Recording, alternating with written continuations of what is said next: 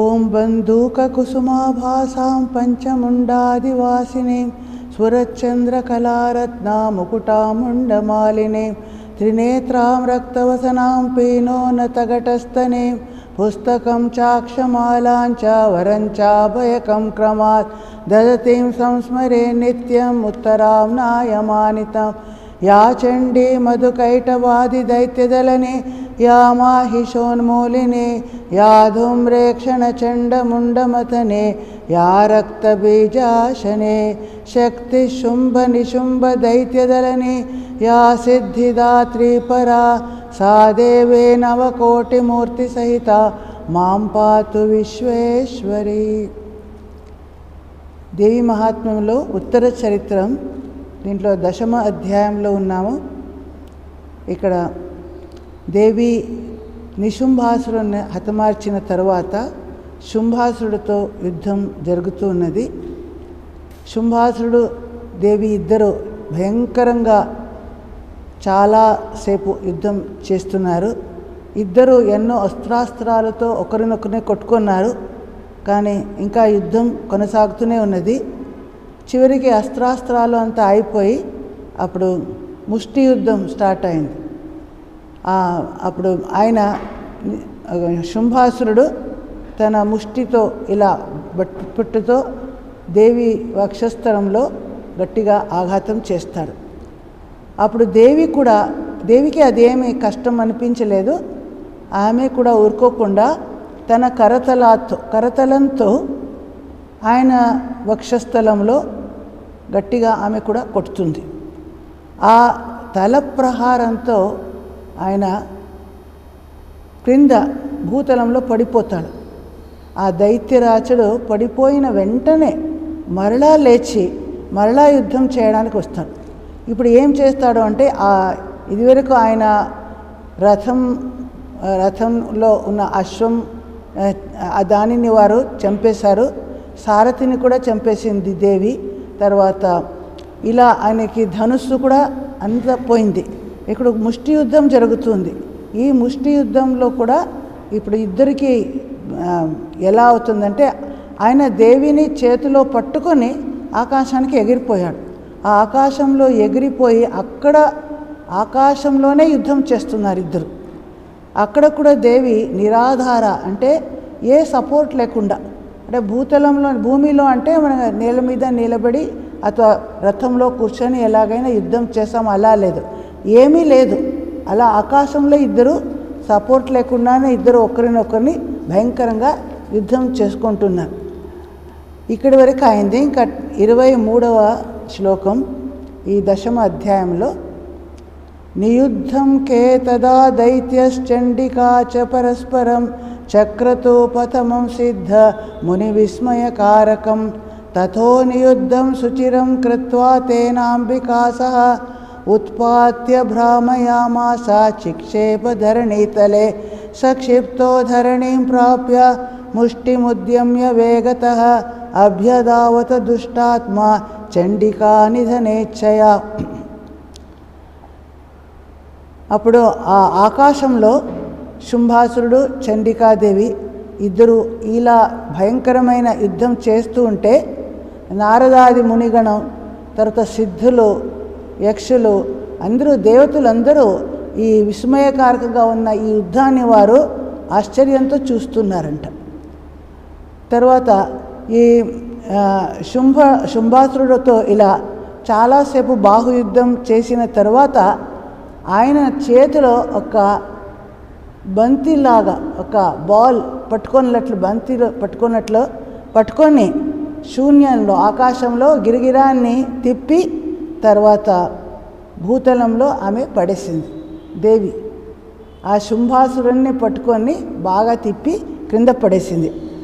అలా భూమిలో పడిపోయినప్పుడు కూడా మరలా ఆయన లేచి మరలా తన ముష్టి ఉద్యతం చేసుకొని గట్టిగా ఆమెను వధ చేయడానికి చండిక నిధన ఇచ్చే ఇచ్చంతో ఆమె వైపు పరిగెత్తుతున్నాడంట. తమాయాంతం తతో దేవి సర్వదైత్యజనేశ్వరం జగత్యాం పాతయామాస భిత్వా శూలేన వక్షసి సగతాసు పపాతోర్వ్యాం దేవి శూలాగ్రవీక్షత చాలయన్ సకలాం పృథ్వీం శాబ్దద్వీపా సపర్వతాం. అలా తన వైపు వస్తూ ఉన్న ఆ అసురుణ్ణి చూసి దేవి ఏం చేసింది అంటే ఆయన వక్షస్థలంలో తన శూలాయుధం, శూలంతో గట్టిగా ఆయన పియర్స్ చేస్తుంది వక్షస్థలంలో, శూలబిద్ధం చేసి భూతలంలో ఆయన పడిపోయేటట్లు చేసింది. ఇప్పుడు ఆయన ప్రాణం పోతుంది. దేవి యొక్క శూల ప్రహారంతో ఆయన ప్రాణం పోయి ఆయన ఎలా పడ్డాడు భూమి మీద అంటే ఎంత జోరుగా పడ్డాడు అంటే శాబ్ద ద్వీపం సపర్వతాం పృథివీం చాలయన్, ఈ సమస్తం పృథివీ అంత కంపించిపోయింది. పృథ్వీలోని అబ్ది అంటే సాగరాలు, సముద్రాలు, ద్వీపాలు, పర్వతాలతో పాటు మొత్తం పృథివీ కంపించేటట్లు భయంకరమైన ఆ వేగంగా ఆయన భూతలంలో పడిపోయి ఆయన చనిపోతాడు ఈ శుంభాసురుడు. తత ప్రసన్నమఖిలం హతే తస్మిన్ దురాత్మని జగత్స్వాస్థ్యమతీవాప నిర్మలంచా భవన్నభ ఉత్పాత మేఘాసోల్కా ఏ ప్రాగా సంస్థేషమం యయుః సరితో మార్గవార్హిణ్యా తథా సంక్షత్ర పాతితే తతో దేవగణా సర్వే హర్షనిర్భరమానసాః బభూవుర్నిహతే తస్మిన్ గంధర్వా లలితం జగుః. అప్పుడు సమస్త భూమి అంతా ఆ దురాత్ముడైన శుంభాసురుడు మరణించడంతో అత్యంత ప్రసన్నంగా అయిపోయింది. ఇన్ని రోజులు వారు ఎన్నో బాధలు కలిగి చాలా కష్టంతో ఉన్నారు. ఇప్పుడు ఆ అసురుడు మరణించాడు అంటే ఆ జగత్తంతా స్వస్థం అయిపోయింది. అంటే ఇన్ని రోజులు అది అస్వస్థంగా ఉండింది, అది ఇప్పుడు స్వస్థం అయిపోయింది. ఆకాశమంతా నిర్మలంగా అయిపోయిందంట. తర్వాత ఆకాశంలో ఉన్న ఉత్పాత అంటే అశుభకారి అయిన ఎన్నో ఉల్కా, ఇవంతా మేఘవర్షణము, ఇవంతా శరవర్షణం, అగ్నివర్షణం, అలంతా అశుభకారి అయిన సైన్స్ అంతా ఆగిపోయి శుంభ వినాశం తర్వాత అన్ని చోట్ల ప్రశాంతత నెలకొని ఉంది. ఎక్కడ చూసినా ఆకాశం, ప్రకృతి అంతా చాలా ప్రశాంతంగా ఉన్నాయి. నదీలు అంతా ఇదివరకు అంటే ఈ అసురులు వీరిద్దరి యుద్ధంతో అది కూడా తన గతిని మార్చుకొని అటు ఇటు వెళ్ళేది. ఇప్పుడు తన సహజమైన గతిలో స్వాభావికమైన స్థానంలో అది ప్రవాహితంగా ఉందంట. నది కూడా మార్గవాహిన్య అంటే అలా అది ప్రవహిస్తూ ఉంది.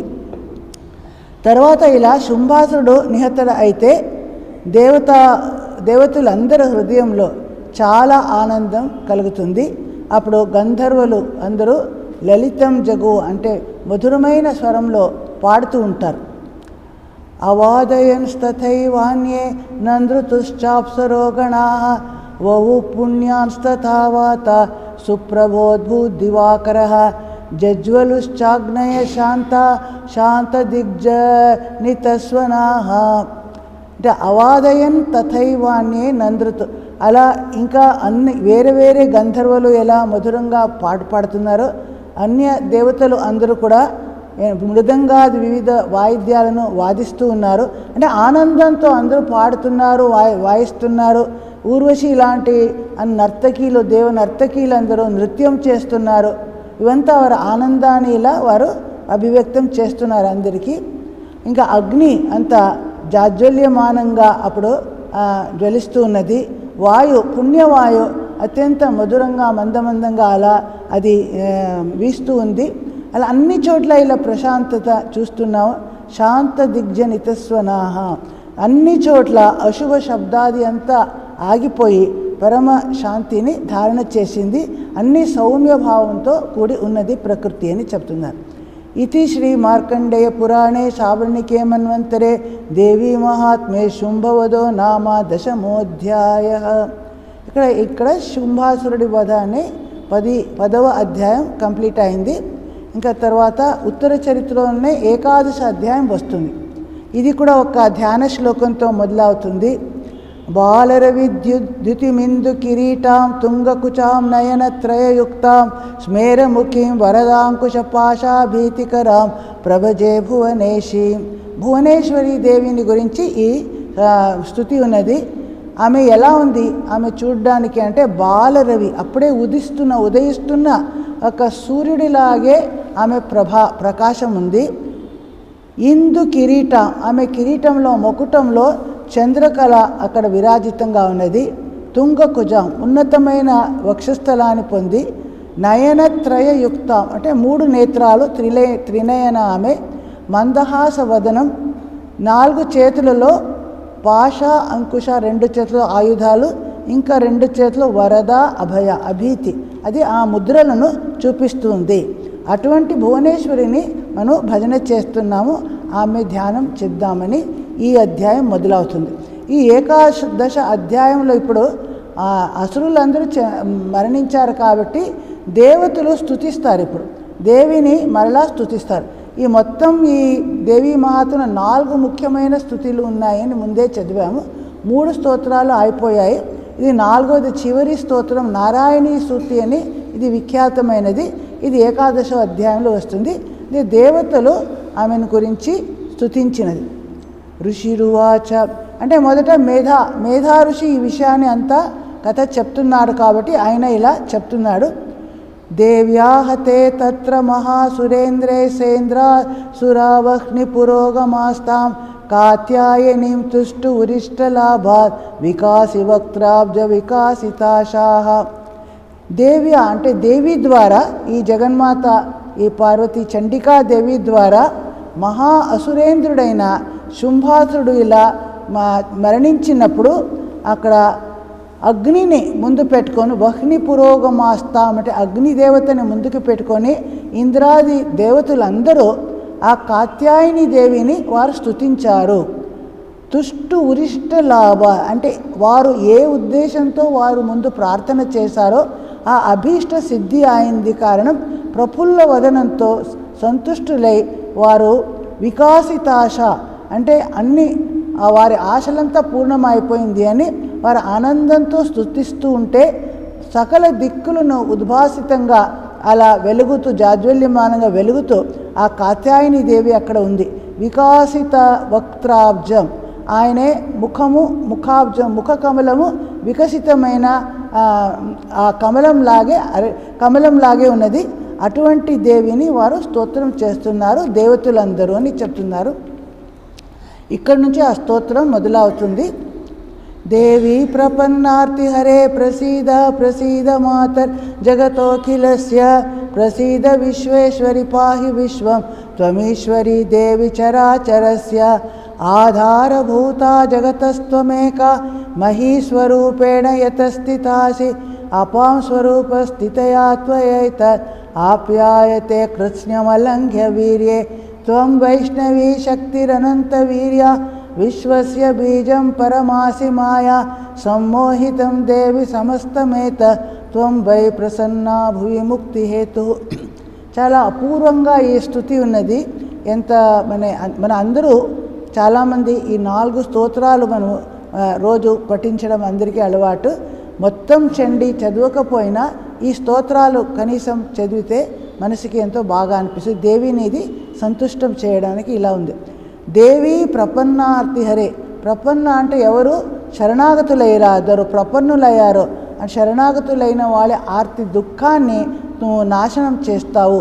అటువంటి దేవి నువ్వు ప్రసీద మన పట్ల నువ్వు ప్రసన్నంగా అని అవ్వాలి అని కోరుకుంటున్నారు. అఖిల జగతస్య మాత ఈ సమగ్ర జగత్తు 3 జగత్తుకంతా నువ్వు తల్లిగా ఉన్నావు. నువ్వు మన పట్ల ప్రసన్నురాలై ఉండు. విశ్వేశ్వరి విశ్వానికే నువ్వు అధీశ్వరి. ఈ విశ్వాన్ని పాహి అంటే నువ్వు రక్షించు పాలన చేయి. అటువంటి త్వమీశ్వరి నువ్వు మన చరాచరస్య ఈ చరాచర జగత్తు చర అంటే చలిస్తున్నది, అచర అంటే అచలంగా ఉంది మూమెంట్ లేనిది. అలాంటి మొత్తం జగత్తు అందుకే నువ్వు ఈశ్వరి. దేవి అంటే ఆమె దేదీప్యమానంగా ఉన్న దేవి ప్రకాశమానంగా ఉన్న దేవి. నువ్వు అందరికీ మన పట్ల ప్రసన్నంగా ఉండి మమ్మల్ని ఆశీర్వదించు అని ప్రార్థిస్తారు. తర్వాత నువ్వు ఏకాకినిగా జగత ఆధారభూత మహీస్వరూపేణ యతస్థితాసి. నువ్వు మహి అంటే పృథివీ రూపంలో నువ్వు ఉన్నావు. అంటే ఈ భూతాలు కూడా ఆమె, పృథివీ ఆప తేజ మరుత్ ఆకాశ్ ఇవంతా ఆమె యొక్క విభిన్న భావాలే. సో ఆమె యొక్క రూపం ఈ పృథివీ, ఈ భూతలం. ఈ పృథివీ రూపంలో నువ్వు ఉన్నావు కాబట్టి జగత్తు మొత్తం జగత్తుకి నువ్వు ఆధారంగా ఉన్నావు. అంటే పృథివీ ఉంటే కూడా దాని మీద మనం నిలబడి ఉంటాము. మనం నడవడానికి కూర్చోడానికి మనకి సపోర్ట్గా కావాలి. ఆ పృథివీనే నువ్వు అని చెప్తున్నారు. అలా అపాం స్వరూప అంటే నీటి స్వరూపంలో జలస్వరూపంలో నువ్వు ఉన్నావు. ఆప్యాయతే కృత్స్నం అలంఘ్య వీర్యే అందరూ నువ్వు పోషిస్తున్నావు. నీళ్లు లేకుండా మనం ఉండలేవు. ఏదైనా ఆహారం తీసుకోకుండా నీళ్లు తాగితే మనకి ప్రాణం చాలా రోజులు ఉంటుంది. సో నీళ్ళు రూపంలో జల రూపంలో నువ్వు మమ్మల్ని పోషిస్తున్నావు. అలంఘ్య వీర్య అంటే నీ వీర్య పరాక్రమాన్ని ఎవరు లంఘనం చేయలేరు, ఎవరు అతిక్రమించలేరు. అటువంటి పరాక్రమశాలిని అయిన దేవి అని ప్రార్థిస్తారు. తర్వాత త్వం వైష్ణవీ శక్తి నువ్వే విష్ణు శక్తి. ఇక్కడ ఈ యుద్ధంలో వైష్ణవి, ఐంద్రి, అలా నారసింహి, వారుణి అనే విభిన్న రూపాలతో దేవి నుంచి వచ్చి వారందరూ యుద్ధం చేశారు అని మనం తెలుసుకున్నాము. ఇక్కడ వారందరి యొక్క ప్రత్యేకతని ఇక్కడ చెప్తున్నారు. ఆమెలో ఉన్న ఆ వైష్ణవి శక్తి అంటే విష్ణు చేసే పని కంటే వైష్ణవి శక్తి కావాలి. శక్తి లేకుండా విష్ణు ఏం చేయలేడు. ఆ వైష్ణవి శక్తి నువ్వే. త్వం వైష్ణవి శక్తి అనంత వీర్య అంటే నీ వీర్య పరాక్రమానికి అంతు లేదు, అలా ఉంది. ఈ సమగ్ర విశ్వానికి నువ్వు బీజం అంటే మూల కారణం నువ్వే. నువ్వు పరమా మాయ. ఈ దేవి అంటే నువ్వు దేదీప్యమానంగా ప్రకాశమానంగా ఉన్నావు.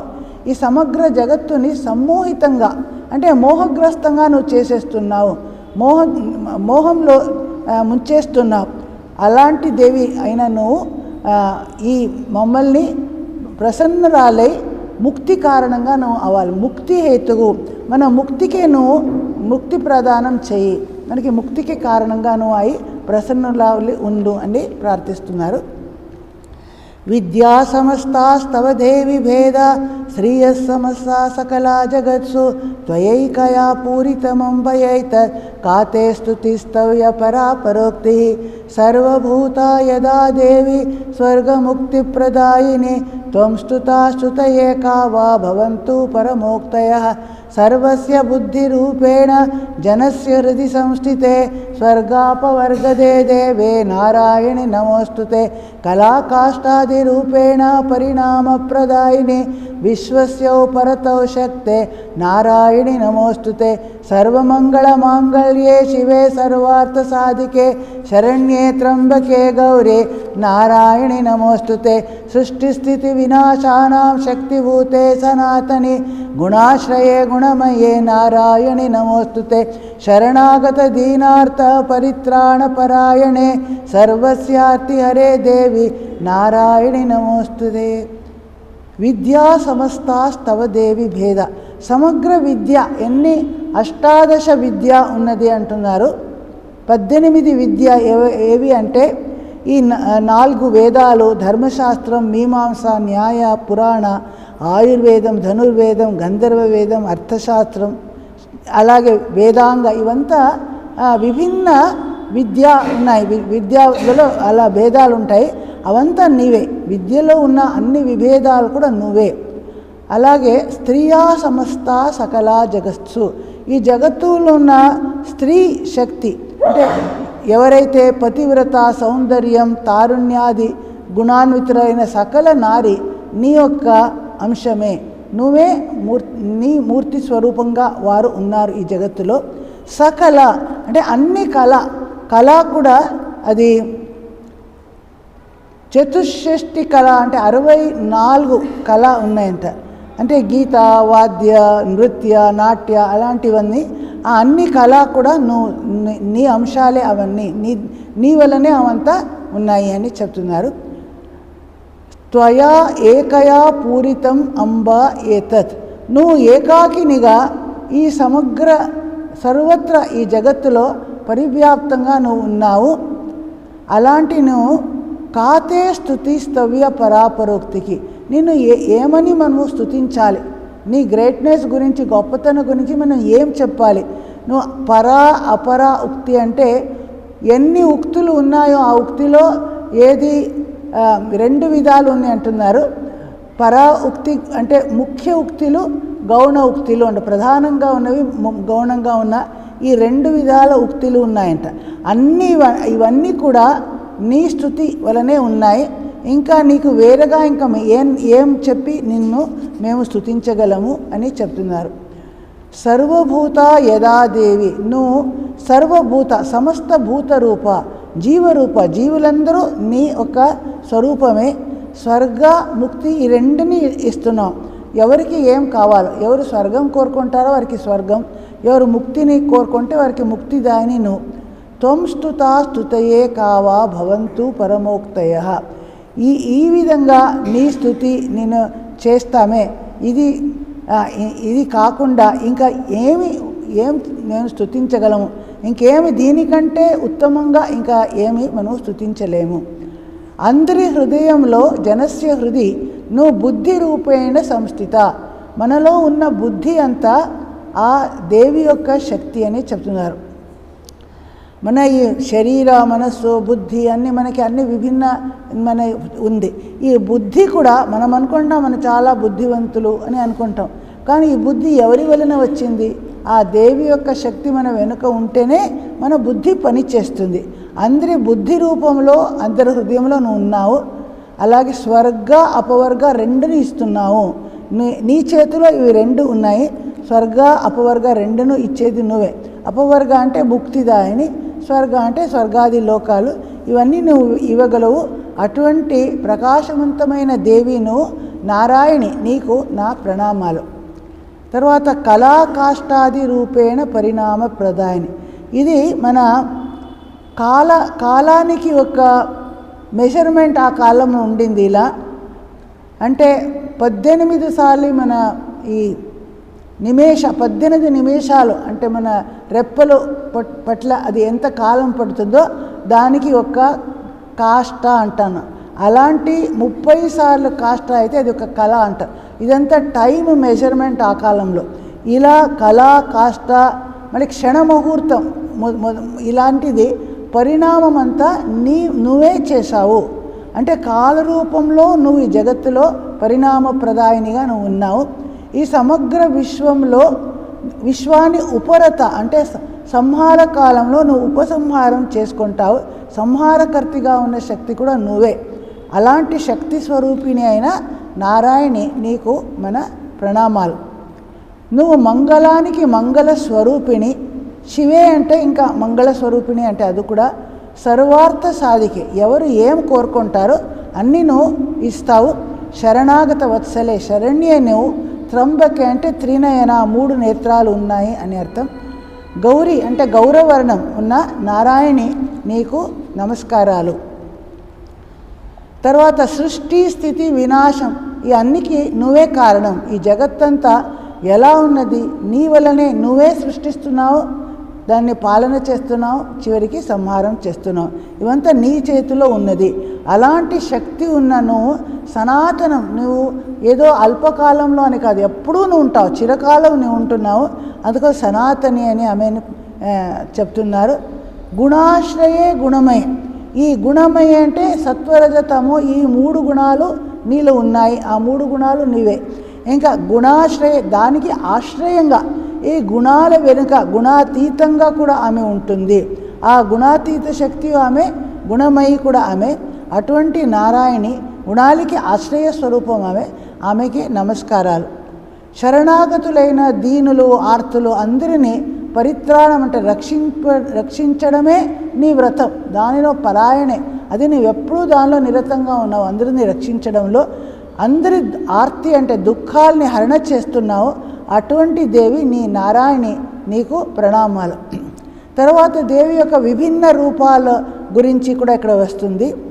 హంసయుక్త విమానస్తే బ్రహ్మాణి రూపధారిణి కౌశాంబక్షరికే దేవి నారాయణి నమోస్తుతే. అంటే బ్రహ్మాణి అంటే బ్రహ్మదేవుడి బ్రహ్మశక్తి ఏదుందో అది అంటాం. ఆ శక్తి ఆమె బ్రహ్ముడు ఎలా ఉంటాడో ఆమె కూడా హంసయుక్తమైన రథంలో ఆమె చలిస్తుంది. ఆమె వాహనం అనేది హంసం. సో హంసయుక్తమైన విమానంలో అంటే విమానంలో సంచరించే బ్రహ్మాణి అది నీ రూపమే. తర్వాత కౌశాంబక్షరికే అంటే నీ చేతిలో ఉన్న ఆ కమండలులో ఆ ఓంకారం నుంచి ఆ ప్రణవపూతమైన జలం ఉంటుందే, దానిని నువ్వు దర్భ ద్వారా అందరి మీద సించన చేస్తున్నావు, స్ప్రింకిల్ చేస్తున్నావు ఎప్పుడు అని చెప్తున్నాను. సో కౌశాంబక్షరికే దేవి, హే దేవి నారాయణి నీకు ప్రణామాలు. త్రిశూల చంద్రాహిధరే మహావృషభవాహిని మాహేశ్వరీ స్వరూపేణ నారాయణి నమోస్తుతే. మయూర కుక్కుటవృతే మహాశక్తిధరే నగే కౌమారీ రూప సంస్థానే నారాయణి నమోస్తుతే. తర్వాత మహేశ్వరి అంటే శివుడి, మహేశ్వరుడి శక్తి మహేశ్వరి. ఆమె ఎలా ఉంటుంది, ఎలా మహేశ్వరుడి చేతిలో త్రిశూలం ఆయుధమో అలా ఈమె కూడా చేతిలో త్రిశూలం పట్టుకొని ఉంది. ఆ శిరస్సులో అర్ధచంద్రము, అహి ఆ సర్పాన్ని ఎలా శివుడు సర్పధారణ చేస్తారో ఈమె కూడా అహిధరే. సో త్రిశూల చంద్ర సర్ప పాము దీన్ని ధరించి ఉన్నాను. ఆ శివుడిలాగే మహావృషభ వాహిని, ఆ వాహనాన్ని ఆరోహించి వస్తున్నావు. ఆ మహేశ్వరి స్వరూపంలో ఉన్న నారాయణి నీకు నా నమస్కారాలు. తర్వాత కౌమారి అంటే సుబ్రహ్మణ్య స్వామి కుమార అంటారు. ఆయన శక్తి కౌమారి. ఆమె ఏ వాహనం, మయూర కుక్కుట వృతే. మయూర అంటే నెమిలి వాహనం, కుక్కుట అంటే కోడి. ఈ నెమిలి కోడి ఇవి కూడిన వారితో ఆమె ఆవృతంగా వేష్టితురాలై ఆమె వస్తుంది. ఆమె చుట్టూ అవి ఉన్నాయి. మహాశక్తి, ఆమె చేతిలో ఒక శక్తి ఆయుధం. అనఘే అంటే ఆమె పాపరహితమైన అత్యంత నిష్కల్మషమైన పవిత్రమైన దేవి.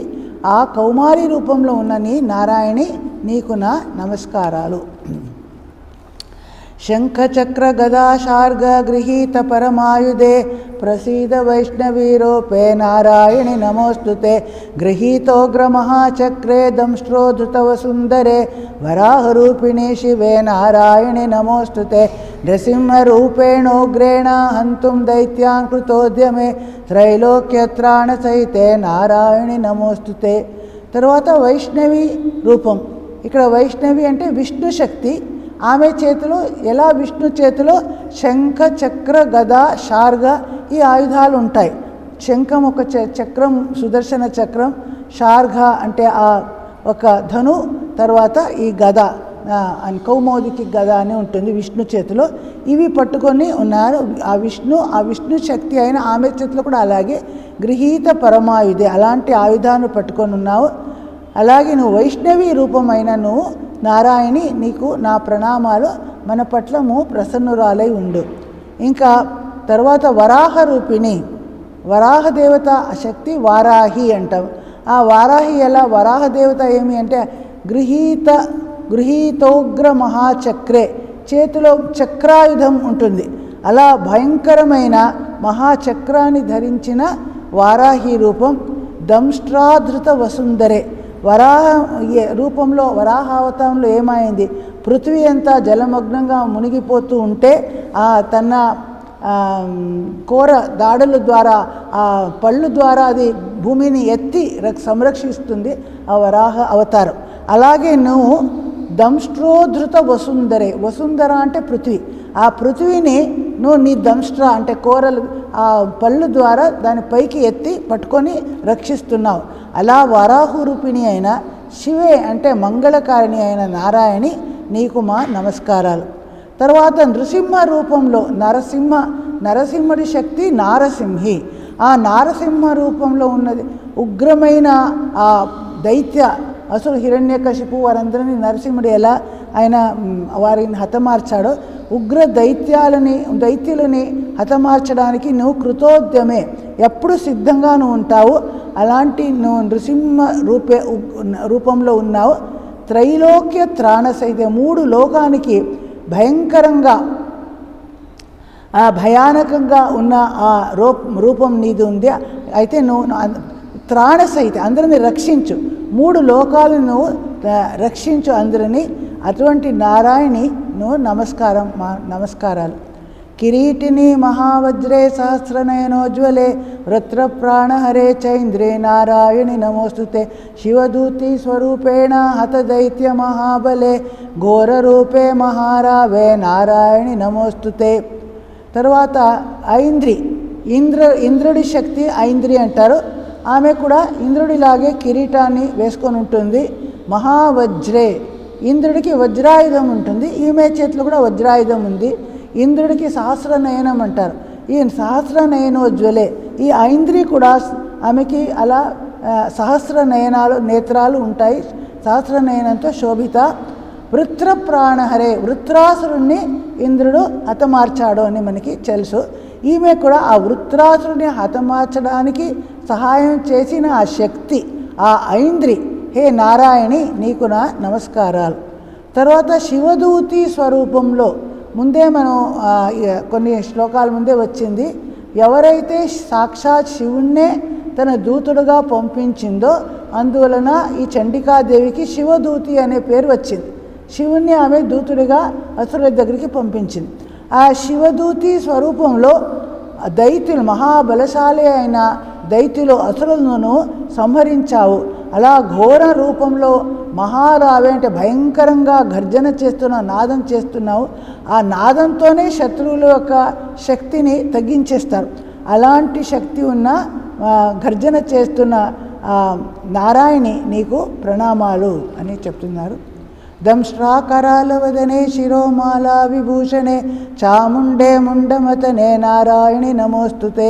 లక్ష్మీలజ్జే మహావిద్యే శ్రద్ధే పుష్టిస్వదే ధ్రువే మహారాత్రి మహామాయే నారాయణి నమోస్తుతే.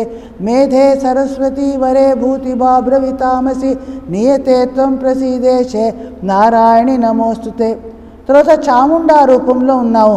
చాముండా రూపంలో ఎలా? దంష్ట్రాకరాల వదనే, భయంకరమైన వికటమైన ఆ కరాల వదనం, దాంట్లోని ఆ కూరలు ఆ పళ్ళు భయంకరంగా ఉన్నాయి. చిరోమాల అంటే ముండమాలను నువ్వు వేసుకుని నరముండమాలంగా ఉన్నది. చాముండే ముండమతనే, ముండాసురుని సంహరించావే ఆ నారాయణి దేవికి నమస్కారాలు. తర్వాత ఆమె దేవి అందరిలో ఉన్న లక్ష్మీ స్వరూపంలో, లజ్జా సిగ్గు రూపంలో, మహావిద్యారూపంలో, మనలో ఉన్న శ్రద్ధ, పుష్టి, స్వధా మంత్రం ఆహుతి ఇచ్చేటప్పుడు స్వధా అని చెప్తాము పితృవులకి, ఆ మంత్రంలో అన్నిట్లో నువ్వే ఉన్నావు. నువ్వు ధ్రువే అంటే నువ్వు నిత్యము ఉంటావు, సనాతని, నువ్వు ఎల్లప్పుడూ ఉంటావు. మహారాత్రి అంటే సాధారణ రాత్రి కాదు, ప్రళయకాలంలో ఉన్న రాత్రికి మహారాత్రి అంటారు, అది దీర్ఘకాలం ఉంటుంది. ఆ మహారాత్రి నువ్వే. మహామాయాస్వరూపిణి అయిన నారాయణి నీకు మా ప్రణామాలు. మనలో ఉన్న మేధాశక్తి అంటే సూక్ష్మ బుద్ధి, అది నువ్వే. సరస్వతి రూపంలో కూడా నువ్వే ఉన్నావు. వాగ్దేవి నువ్వే. వరే భూతి బాభ్రవితామసి, వరే అంటే సర్వశ్రేష్టంగా ఉంటావు. భూతి బాభ్రవి తామసి అంటే భూతి అంటే మనలో ఉన్న ఆ సాత్విక స్వరూపం, బాభ్రవి అంటే రాజసిక రూపిణి, తామసి అంటే తామసిక రూపిణి. సో ఈ మూడు గుణాల రూపంలో, సత్వరజ తమో గుణాల రూపంలో ఉన్నది నువ్వే. నియతే త్వం ప్రసీదేశే నారాయణి నమోస్తుతే. నువ్వు ఎప్పుడు మన పట్ల ప్రసన్నంగా అయి మమ్మల్ని ఆశీర్వదించు. అమ్మా హే నారాయణి నీకు ప్రణామాలు అని చెప్తున్నారు. నెక్స్ట్ క్లాస్లో ఇంకా కంటిన్యూ చేద్దాం. ఓం అసతో మా సద్గమయ తమసో మా జ్యోతిర్గమయ మృత్యోర్మా అమృతంగమయ. ఓం శాంతి శాంతి శాంతి. హరి ఓం తత్సత్. శ్రీరామకృష్ణార్పణమస్తు.